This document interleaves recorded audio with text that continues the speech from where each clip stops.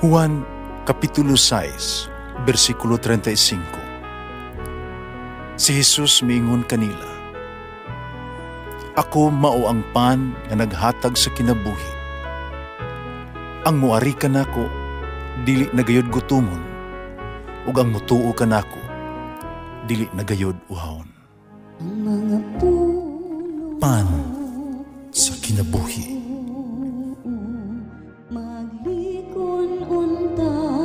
Sa mong pagtuo o gagakakabi sa pagtuman sa imong mahal nga kasuguan. Ang ginumanaa kaninyo, Santos nga Ebanghelyo sumala ni San Lucas. Unya milugsong si Jesus sa Cafarnaum, usa ka lungsod sa Galilea, ug didto nagtudlo siya sa mga tao sa adlaw sa pahulay. Nahibulong silang tanan sa iyang gipanudlo, kay gamhanan man ang iyang mga pulong.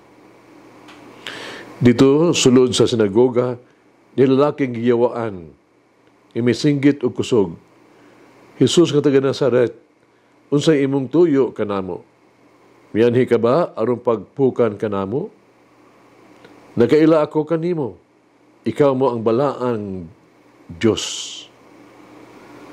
Apang gibadlong siya ni Jesus, nagkanayon hilom o pahawa gikan kaniya. Human, kinabalamba ang tao sa ilang atubangan, migawas ang yawa gikan kaniya, ug ang tao wala maunsa niini. Unya natingala ang tanan, panaginanay sila sa isig usa. Unsa matanga sa pulong kini? Di man kaha magikan ang iyahang katungod o gahom nga iya mang gimanduan ang yawa. Umisnod kini kaniya. Nya mikaylap sa tanang dapit ni atong yutaa ang mga balita mahitungod kang Jesus. Ang Ebanghelyo sa Ginoo.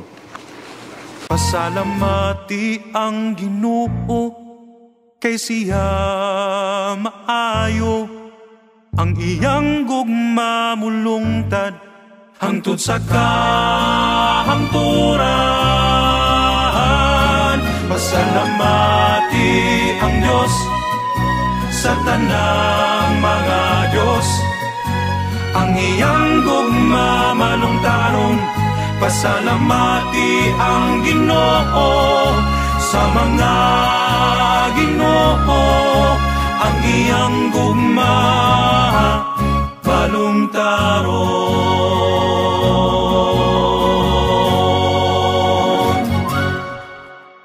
Dini sa Ebanghelyo karon, adlaw atong nabasa, si Jesus nagpakita og kaayo og kaluoy. Dili gyud niya tuyo ang kalaglagan sa tao.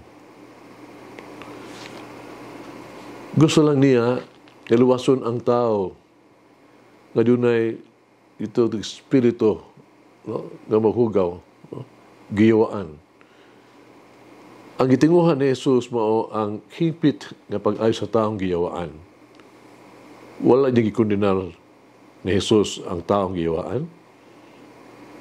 Wala niya hukmi ang tao nga daw naakusar ka niya. Tingali, kinabuhi ka, mahugaw, immoral nga kinabuhi, mao nga gigamhan ka sa demonyo. Si Jesus maluluyon, naluoy sa tao. Kung nakita ni Jesus sa maong tao nga giyawaan, dili ang iyang pagkamakasala. Dili ang iyang hugaw kinabuhi. Dili ang iyang kaduduhaan nga miaging kinabuhi, past lives. Hinuno giisip siya ni Jesus nga usa ka tawo nga nanginahanglan og tabang sa pag-ayo gyud. So sa kalag nga ginanag kaluwasan gikan sa kamanduan sa sala og ni Satanas. Ug tungod niini usa ka milagro ang iyang gihimo. Giayo siya ni Jesus. Gipahilom ni Jesus ang mga hugang espiritu. Umingon siya, hilom. Gawas kaniya. Dili gusto ni Jesus nga ibutyag ang iyang pagkatao.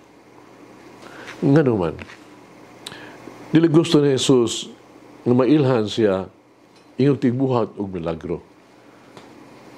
Ug tungod di ana ang mga tao mo duol lamang kaniya tungod lamang sa mga milagro. Gusto ni Jesus nga ang mga tao mo duol kaniya tungod sa ilang pagtuo. Gusto niya ang mga tao mo duol kaniya tungod sa ilang gugma kaniya. Karon tingali nining panahon na sa itong kinabuhi, si Jesus sa magsulti usab kanato sa mga pulong, hilom. Kini nagpasabot na hunong na sa imong mga saad, enough with your promises, hunong na sa imong mga resolution, no? Ang gipangayo ni Jesus kanato karon mao ang atong gugma. Ang gipangayo karon ni Jesus mao ang ato ang paghinulsol, atong konkreto nga aksyon o kausaban, conversion. Oo, si Jesus nagsulti kanato sa sugo sa mga pulong hilom. Sa ito pa, wala na'y panag-away, wala na'y debate, wala na'y panagdaot. Ang ipangayo ni Jesus mao ang ato ang maayong binuhatan alang sa isig usa. Ang ipaabot ni Jesus kanato mao ang ato ang pagsaksi, ang ato ang mga buhat sa kaluoy. Busa sa dili pa kita mosulti og usa ka butang. Dili pa kita mo desisyon sa seryoso kay mga butang. Sa dili pa kita mo himo og mahukmanon nga mga aksyon. Maghilom kita ug maminaw una sa tingog sa Dios nga nagsulti diha sa tong konsensya kinahanglan sa tuang kasing-kasing. Hinumdumi ang Dios magsulti sa kahilom sa atong mga kasing-kasing. Himuon nato karon ang ituog maampuong kahilom. Sugilaw kini nga makapadinay kayo sa yugtos kinabuhi ni St. John Vianney, ang kura sa Ars. Nakadayag kay siya sa kanunay sa magbisita sa usa ka tigulang nga lalaki kasangan mao si Lourdes Chafangjin. Bisita siya kanunay sa Balaang Sakramento. Kintigulang nga lalaki kanunay nga magluhod nga wala gyud paglitok. Ang iyang mga mata matutok lang pag-ayos sa tabernakulo. Uban sila biyan nga pagdaig o pagtahod kang Lawrence, si St. John Vianney nangutana kaniya, unsa man ang imong isulti sa atong Ginoo sa imong kanunay nga pagduaw kaniya sa Balaang Sakramento. Tigulang nga mitubag uban sa malipayon kaayo nga mga pulong miangkon siya. Wala siya gisulti bisan unsa. So si St. John Vianney natingala ug nagpadayon. Kapangutana, wala kay gisulti? Pitubag ang tigulang. Gitan ora nako siya. Ang atong maayong Ginoo.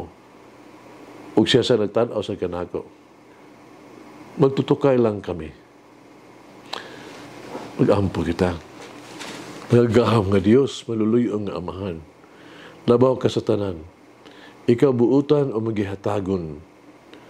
Na-pressure ko, daghang kong kabalaka. Nasamok ako, magisulayan. Palihog kontrolaha ako. Palihog ihatag ako ang kinahanglan at kakulang. Kupti ako, ubani ako, ug ako mamaayo ra, ug malinawon, ug masaligon. Amen. Oh, may guide me daily in my faith journey. Langin ang Diyos magagahom sa tanan. Amahan, Anak, Espiritu Santo. Amen. May the Lord of the divine mercy bless us all, heal us from all diseases and suffering. Ayun unta niya kita, tanang mga sakit na sa lawas o sa kalag, body and soul. In the name of the Father, the Son, and of the Holy Spirit. Jesus, I trust in you. Amen. Whoever eats the bread of life will never hunger, says the Lord. Kay galaan inyong nabati ang pagpaambit ug hamubong pamalandong sa pulong sa Dios pinaagi sa tulumanon. Pan sa kinabuhi nga gidumala ni Monsignor Daddy Silva. Hangtod na usab sa sunod higayon, daghang salamat.